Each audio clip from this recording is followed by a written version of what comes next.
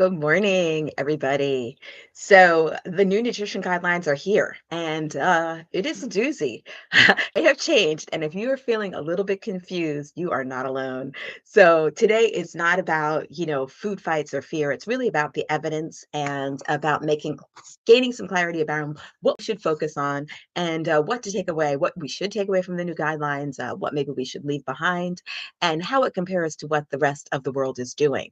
So, this is gonna be all about clarity and, my joyful medicine take because I feel about I think that lifestyle is, important. Lifestyle is a game changer, but also being able to incorporate that lifestyle in your life and make it joyful is what I'm all about. So I'm Dr. Jen. I am a lifestyle medicine Dr. Jennifer Davis. I'm a pediatrician, pediatric intensive care physician, and lifestyle medicine specialist. I also specialize in culinary coaching and plant-based nutrition. So I always share the evidence and share real life because I love to eat. I love to cook. I think that life is meant to be lived fully and joyfully, but we should live it with our health intact. And I believe that all of us can enhance our life through the power of lifestyle medicine and plant forward nutrition. So let's just get into it, okay?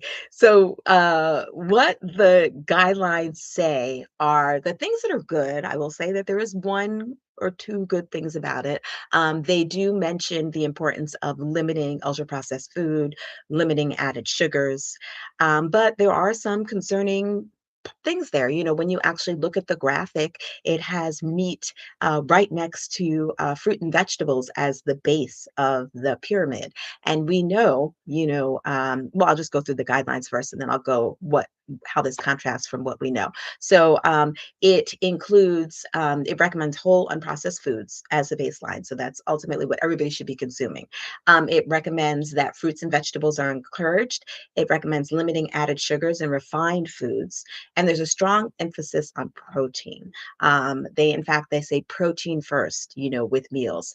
And they also increase the recommended amount of protein that people should consume from 1.2 to 1.6 grams from the prior guidelines, which have been standard for decades of zero point 0.8 grams. That's per kilogram, which I need to point out because often people tout per pound. It's per kilogram. So zero point 0.8 grams per kilogram was the prior recommendation, and now it's gone up to 1.2 to 1.6. The other thing is meat and dairy are important central components of the diet.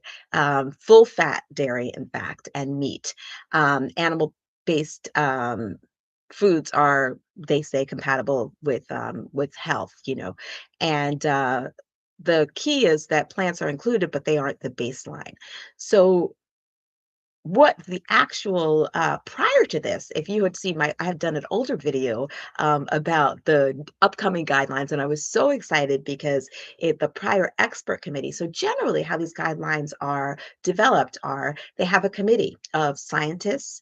They have the committee. The committee also includes people from industry, so dairy and the agricultural industry, and they come together and they come up with these recommendations. And so the prior committee had actually moved beans from the carbohydrate category into the protein category, which was huge. So that means that beans were on an equal playing field with meat, which had never been in the U.S. guidelines before. And I was so excited about this. I had done a video. If you check, I'll link it in the comments here about how that was a wonderful addition. And the reason that they did that is because recognizing number one, that more people are consuming plant-based foods, but also that beans are a powerful tool for our health. Not only are they tasty, I think, but they contain fiber and they contain other phytonutrients that can really be game changer for your health. In fact, there are studies that demonstrate people that just add beans to their diet, don't change anything else. Just by adding beans to their diet can decrease the risk of diabetes and heart disease, can maintain a healthy weight. It actually promotes weight loss, and it does so many other things. So beans are a powerful food. So I am disappointed that beans actually have fallen off of the scale altogether. Um, so what this committee normally meets every 5 years, and they review the science and issues related to, and they issue a scientific report, I should say. And They, like I said, have recommended protein as beans being part of the protein, and unfortunately, this has been removed from the final guidelines.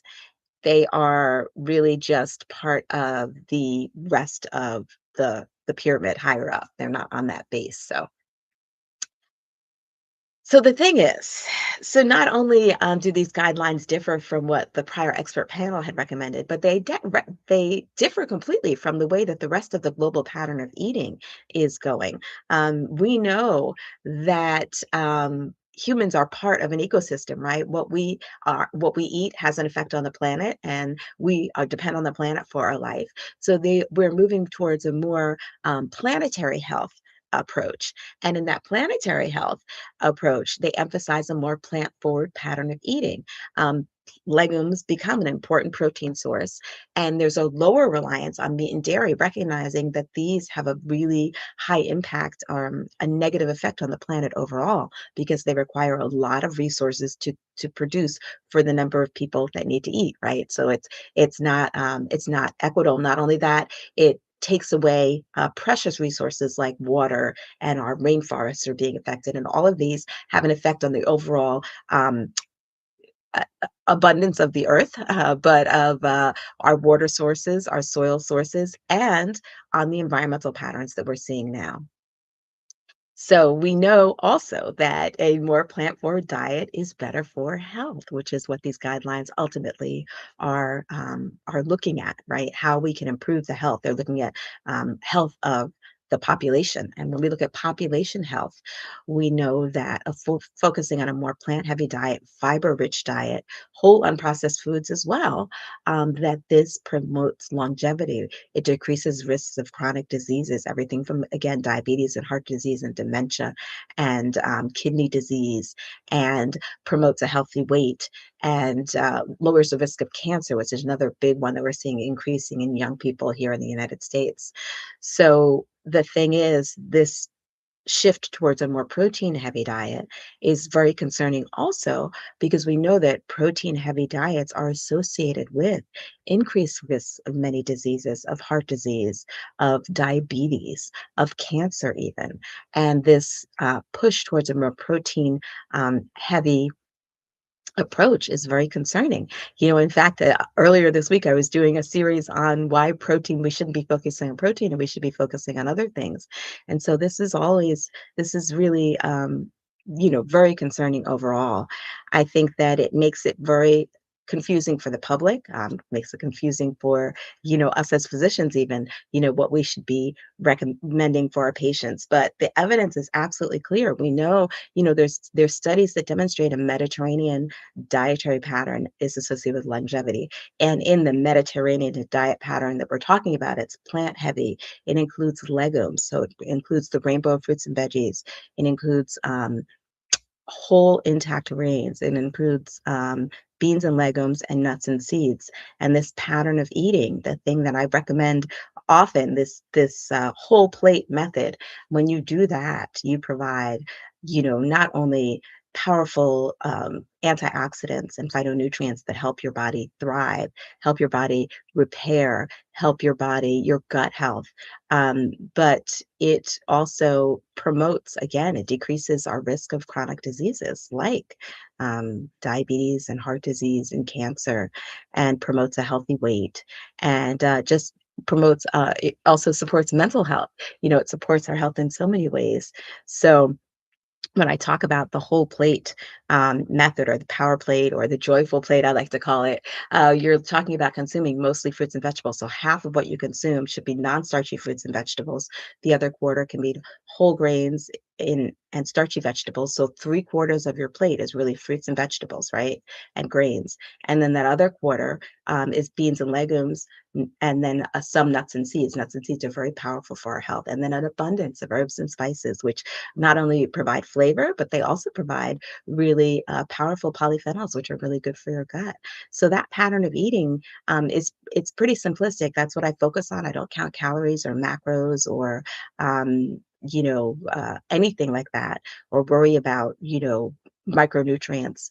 But when you focus on that pattern of eating, when you make sure that you're getting at least three-quarters of your plate is consumed with fruits and vegetables and whole grains, you're winning. And then including some beans and legumes. So I didn't say what to exclude. The emphasis on saturated fat is concerning because we also know that a diet lower in saturated fat is important. Also helps promote health. So in my way that I approach it is focusing on the plant heavy, not saying that you should exclude anything, but really making sure that you're including those plant foods abundantly because those plant foods are healing. And we know that when you consume more of these things, it actually promotes health. So when I coach my patients and clients, coaching clients as well, I again emphasize what you should include on the plate, and what should be included on the plate are those fruits and vegetables, whole grains, beans and legumes, nuts and seeds, and abundantly. And then you have room for other things as long as you're focusing on those being the mainstay. So much different from what the recommendations are. I will not recommend the current recommendations. I will not say that you should lead with protein because one of my problems with leading with protein is, for example, beans are not included. I like to look at the dietary pattern, the foods that you should include, because I think that's more important. Often, when you're eating whole unprocessed foods, right, these whole unprocessed foods contain multiple different macros. So, for example, when you look at this protein heavy meat and dairy heavy, those meat and dairy foods contain a lot of saturated fat. So it's not just protein in isolation that you're consuming, you're also consuming saturated fat, which we know is associated with chronic disease risk. So looking at the pattern of the foods that you should include, those foods, so fruits and vegetables, whole grains, beans and legumes, nuts and seeds, and then a small amount of meat and dairy if you do that, but those things should be extra. You know, they call it a plant slant when you build your meals around those whole plants and then those others are extra. Now it's very different than how I grew up. I grew up with a typical build your meal around the meat and have, the other things are sides. Well, if you switch your plate and you have the plants as the mainstay and then the meat and dairy as the sides, then you do much better. And we know, again, this is evidence. This has been shown in multiple studies, and in not only in studies where they have done crossover, where they've taken and switched the diets in people, so that's shown that the outcomes are directly related to what they're eating, but also population studies. We have, hundreds of years of population data demonstrating that this pattern of eating supports health. So hopefully I've clarified it for you. I know that was a lot. These guidelines are, like I said, the thing that I will take away is that focusing on consuming more whole unprocessed foods is important. Limiting added sugar is important, but also limiting saturated fat is important as well. And I think a big thing that is often overlooked is access to whole unprocessed foods. And that is a big thing because a lot of the population does not have access to fresh food. And so to make this recommendation, especially these changes, I think with it should come a focus on making fresh food available to the majority of the population. So I do have a community called the Joyful Medicine Collective, where we focus on things like the lifestyle factors in food and making it joyful and sustainable, how to make these changes and make it sustainable and enjoyable. If you want to join that, the link will be below. I have a guide on fiber, which I think is actually one of the nutrients that maybe we should count. I told you I don't focus on counting nutrients, but fiber is one of the things that we know as you increase the fiber in your diet, good things happen. Fiber from foods, I should say. So I have a fiber guide, a free guide below. And if you're looking for guidance in any other way, one-on-one, I do one-on-one coaching as well as I do medical visits for people in New York and Vermont. You can click the link below and book a free discovery call. I'm here every Friday morning at 9 a.m. with my coffee. Join me. If there are any topics you'd like to talk about, feel free to post them or add them in the chat below. Thank you so much for joining me. Hopefully this was helpful. If so, make sure to share it with a friend.